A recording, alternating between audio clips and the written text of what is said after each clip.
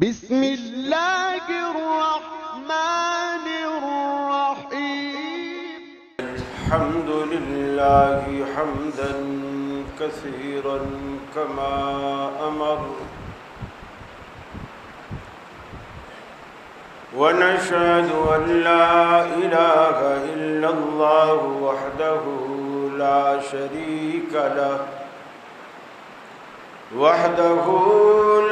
شريك له في الخلق والأمر، ونشهد أن سيدنا وسندنا محمدا عبده ورسوله المبعوث إلى الأسود والأحمر لتتميم مكارم الأخلاق. لا يخلق نبي ولا رسول بعده، ولا أمة بعد أمته، ولا شريعة بعد شريعته، ولا كتاب بعد كتابه. وصلى الله تعالى عليه وعلى آله وأصحابه الذين هم خلاصة العرب، الذين هم مفاتيح الرحمة ومصابيح الغرر. أعوذ بالله السميع العليم من الشيطان الرجيم. بسم الله الرحمن الرحيم. يا أيها الذين آمنوا قوا أنفسكم وأهليكم نارا وقودها الناس والحجارة عليها ملائكة غلاظ شداد لا يعصون الله ما أمرهم ويفعلون ما يؤمرون.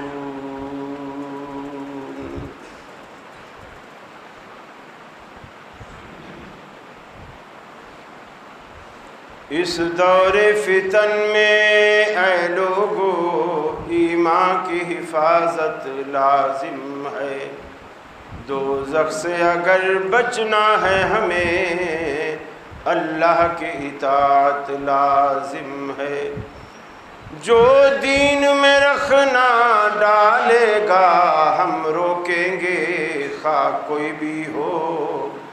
پھر جان کی حفاظت کیا مانی، پھر دین کی حفاظت لازم ہے.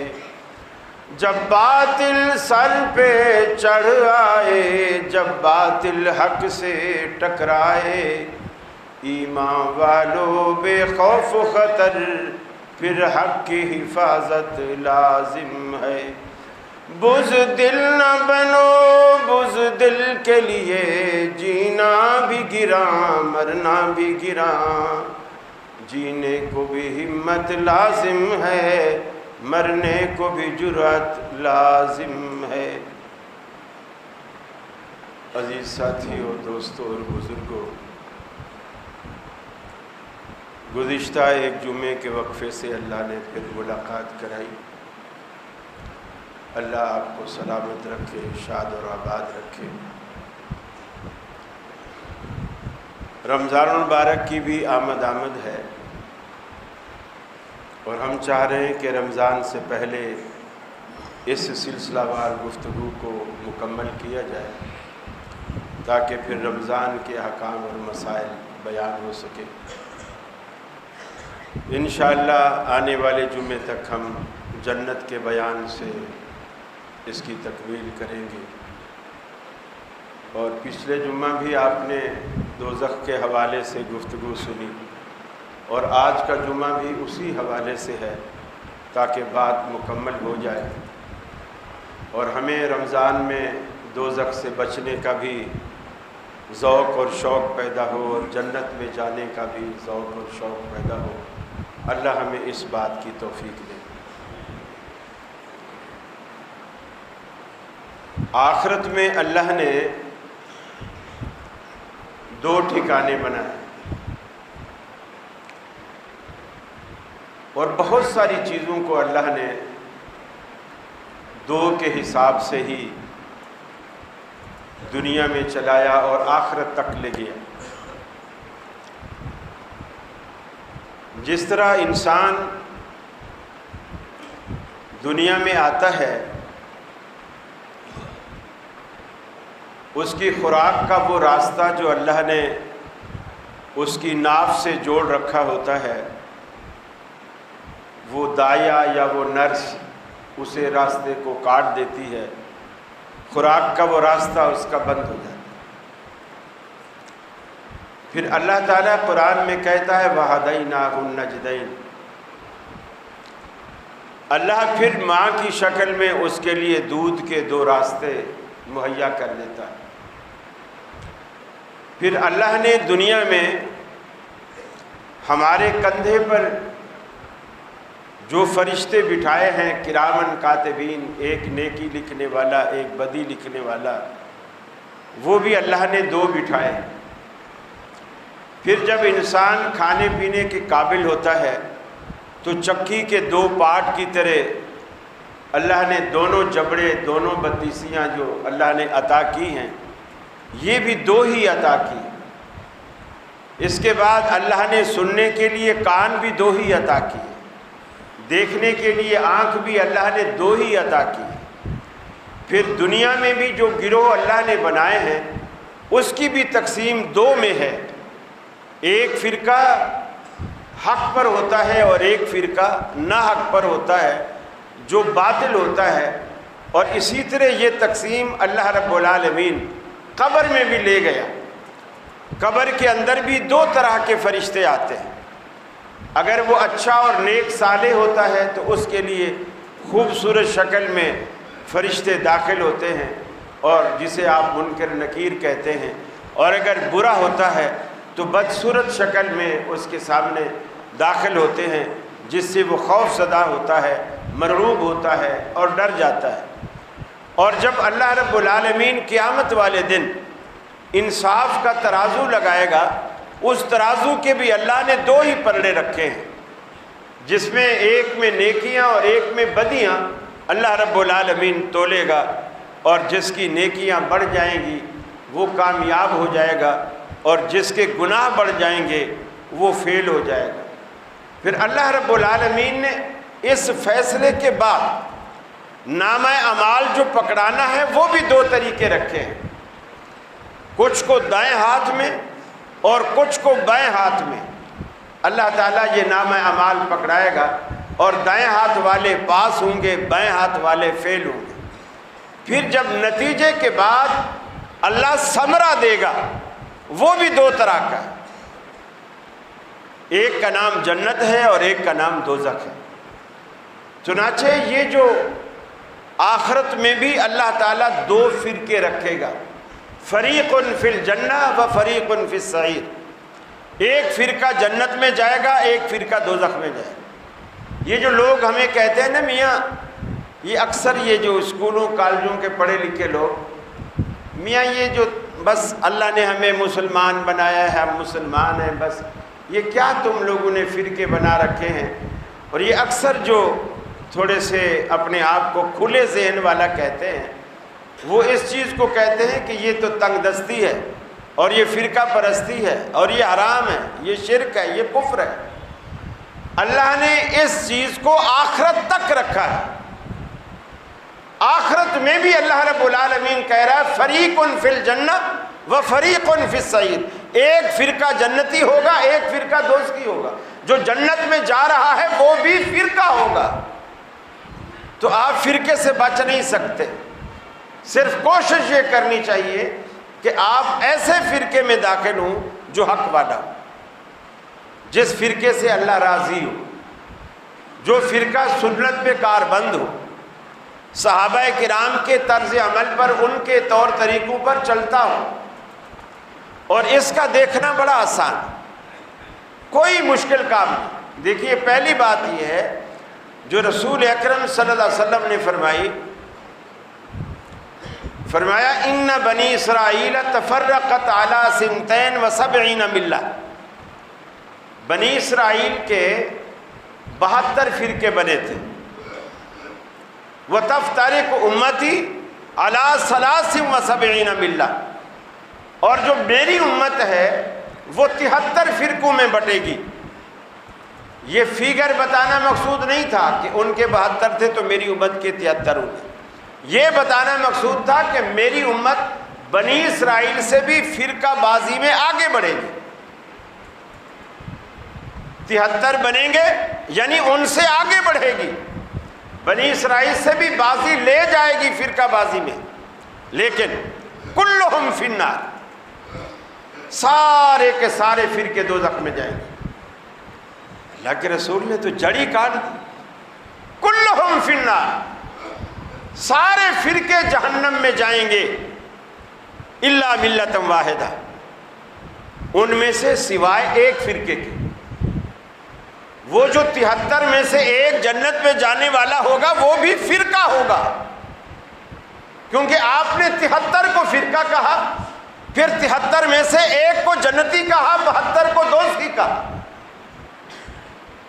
تو وہ جنت میں جانے والا بھی فرقہ۔ تو آپ لوگوں کی باتوں سے پریشان نہ ہوا کریں، مرعوب نہ ہوا کریں کہ میاں جس طرح فلاں فرقہ ہے فلاں فرقہ ہے، اہل حدیث بھی ایک فرقہ ہے۔ فرقہ ہونا عیب نہیں ہے، باطل فرقہ ہونا عیب ہے۔ اگر فرقہ حق پر ہے اور وہ اصل قرآن و سنت سے جڑا ہوا ہے تو وہ تو اصل ہے، وہ تو اصل ہے۔ اور اللہ کے رسول نے فرمایا ان 73 میں سے ایک جنتی ہوگا۔ اور صحابہ کرام نے پوچھا یا رسول اللہ صلی اللہ علیہ وسلم، وہ جو 73 میں سے ایک جنتی ہوگا وہ کون سا فرقہ ہوگا؟ آپ نے نہیں کہا وہ دیوبندی ہوں گے، نہیں کہا بریلوی ہوں گے، نہیں کہا وہ اہل حدیث ہوں گے، نہیں کہا وہ جماعت المسلمین والے ہوں گے، نہیں کہا وہ توحیدی ہوں گے، کوئی نام نہیں لیا۔ اس میں بڑی حکمت تھی۔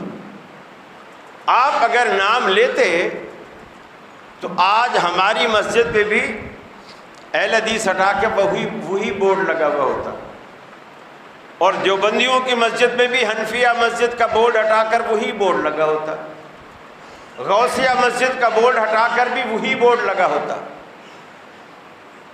جعفریہ مسجد کا بورڈ ہٹا کر بھی وہی بورڈ لگا ہوتا۔ پھر یہ پریشانی ہوتی کہ یہ تو سارے فرقے وہی ہیں جو جنت میں جانے والے ہیں، طریقہ سب کا الگ ہے، تو پھر ان میں غلط کون ہے؟ رسول اللہ صلی اللہ علیہ وسلم نے بڑی حکمت کے ساتھ کسی فرقے کا نام نہیں لیا، آپ نے کردار کی طرف اشارہ کرتے ہوئے فرمایا ما انا علیہ و اصحابی، جس طریقے پر میں اور میرے صحابہ ہیں وہ جنت میں جائے گا، باقی سارے دوزخ میں جائیں گے۔ جس طریقے پر میں اور میرے صحابہ ہیں وہ جنت میں جائے گا اور باقی سارے دوزخ میں جائیں گے، کلہم فی النار، سارے دوزخ میں جائیں گے۔ اب یہ دیکھنے کے لیے کہ آپ اور آپ کے صحابہ کس طریقے پر تھے، کس طریقے پر تھے، یہ دیکھنے کے لیے ہمیں 1400 سال پیچھے جانا پڑے گا، چونکہ آپ 1400 سال پہلے تھے، صحابہ 1400 سال پہلے تھے۔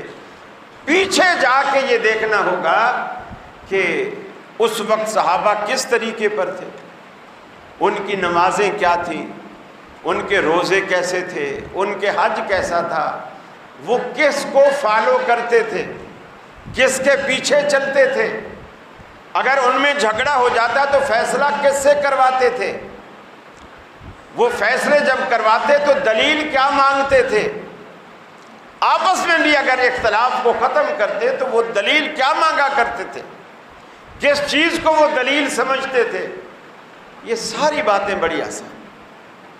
حضرت معاویہ رضی اللہ تعالی عنہ اور حضرت علی رضی اللہ تعالی عنہ کے مابین جنگ صفین ہوئی، صحابہ لڑے اور مقصد حضرت عثمان کا قصاص تھا کہ حضرت عثمان شہید ہوئے ہیں اور چونکہ حضرت علی خلیفہ بنے ہیں لہذا خلیفے کا فرض ہے کہ حضرت عثمان کا قصاص لیں، قاتلوں کو پکڑیں اور ان کو سزا دیں۔ اور وہ قاتل کوئی غیر معروف بھی نہیں تھے، جانے پہچانے تھے، کیونکہ ان لوگوں نے کافی عرصہ پہلے گھر کا محاصرہ کیے ہوئے تھا، مسجد نبوی پہ قبضہ کیا، مصلی پہ قبضہ کیا، نماز وہی لوگ پڑھانے لگے، خطبہ وہی لوگ دینے لگے، اور گھر کا محاصرہ وہی کرنے لگے، پانی حضرت عثمان پر بند کر دیا، وہ سارے لوگ جانے پہچانے تھے۔ جب سیدنا عثمان رضی اللہ تعالیٰ عنہ شہید ہو گئے، ان لوگوں نے فٹافٹ حضرت علی کے ہاتھ پہ بیعت کر دی۔ اب حضرت علی کہتے ہیں کہ میں بدلہ لوں گا، قصاص لوں گا، لیکن مجھے پہلے تھوڑا سنبھلنے دو، تھوڑی مہلت دو، پاؤں جمنے دو، اقتدار کو مضبوط ہونے دو، پھر میں انشاءاللہ ان سے بدلہ لوں گا۔ لیکن وہ کہتے تھے کہ نہیں، آپ فوری بدلہ لیں۔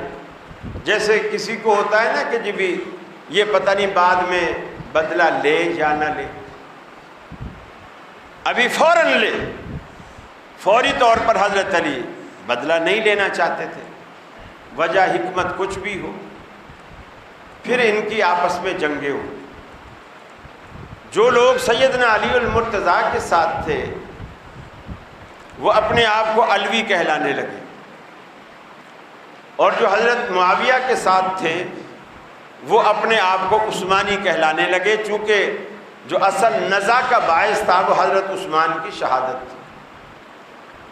تو ایک دن حضرت عباس رضی اللہ تعالیٰ عنہ سے، ابن عباس رضی اللہ تعالیٰ عنہ سے کسی نے پوچھا، اے ابن عباس، تیرا پتہ نہیں چلتا کہ تو علوی ہے یا عثمانی ہے؟ علوی ہے یا عثمانی ہے؟ یعنی حضرت علی کی طرف ہے، حضرت عثمان کی طرف ہے، کون سا تیری پارٹی کا کیا نام ہے؟ کس پارٹی سے تو لنک رکھتا ہے؟ انہوں نے کہا، دیکھیے یہ اتنا خوبصورت جواب تھا، آج اہل حدیث کا یہی جواب، ہر فرقے ہر پارٹی کے لیے۔ انہوں نے جواب میں فرمایا، لست علی ملت علی او علی ملت عثمان۔ پوچھنے والے نے پوچھا کہ ابن عباس تو کس ملت پر ہے، کس دین پر ہے؟ ملت علی پر ہے یا ملت عثمان پر ہے؟ حالانکہ ملت علی اور ملت عثمان کیا ملت نبوی کے خلاف تھی دو چیزیں؟ نہیں۔ پھر بھی اس نے پوچھا تو حضرت ابن عباس نے کہا، لست علی ملت علی ولا علی ملت عثمان، نہ تو میں حضرت علی کی ملت پر، ان کے طریقے پر ہوں، اور نہ حضرت عثمان کے طریقے پر ہوں، بل انا علی ملت رسول اللہ صلی اللہ علیہ وسلم، بلکہ میں تو رسول اللہ صلی اللہ علیہ وسلم کی ملت پر، ان کے طریقے پر ہوں۔ سیدھا سادہ آسان جواب، کوئی لڑائی نہیں، کوئی جھگڑا نہیں، کوئی کسی کی طرف خود کو نبی کو چھوڑ کر کسی کی طرف منسوب نہیں کیا۔ حالانکہ علوی نسبت، عثمانی نسبت دونوں صحابہ کی نسبت تھی، اس کو بھی پسند نہیں کیا کہ جب میرے پاس نبوی نسبت موجود ہے اور میں نے اس ہستی کا کلمہ بھی پڑھا ہے تو میں اپنا رشتہ اس نبی سے توڑ کر کسی صحابی سے کیوں جوڑوں؟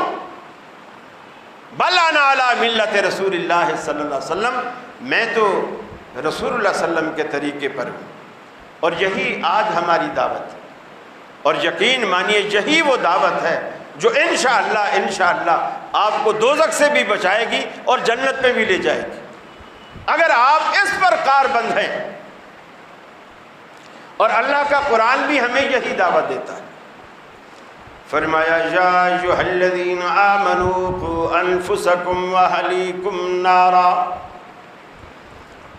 اے ایمان والو خود کو بھی دوزخ سے بچانے کی کوشش کرو، اہلیکم نارا، اپنے اہل خانہ کو بھی جہنم کی آگ سے بچانے کی پوری کوشش کرو۔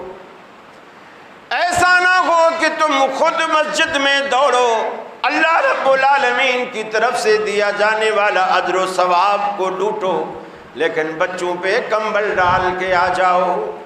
بیٹا تم سوتے رہو، صبح تم نے آفس بھی جانا ہے، صبح تم نے یہ کام بھی کرنا ہے، صبح تم نے دکان بھی کھولنی ہے، تاکہ تمہاری نیند پوری ہو جائے میں تمہاری طرف سے نماز پڑھے آتا ہوں۔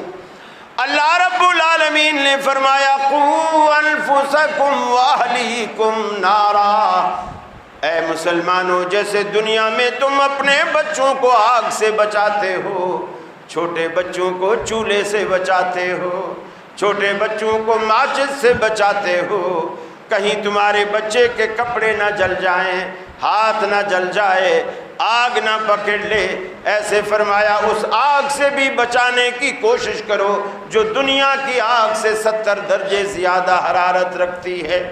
قوا انفسکم واہلیکم نارا، خود کو بھی بچاؤ، بچوں کو بھی بچاؤ، بیوی کو بھی بچاؤ، بیٹیوں کو بھی بچاؤ، سب کو دوزخ کی آگ سے بچاؤ۔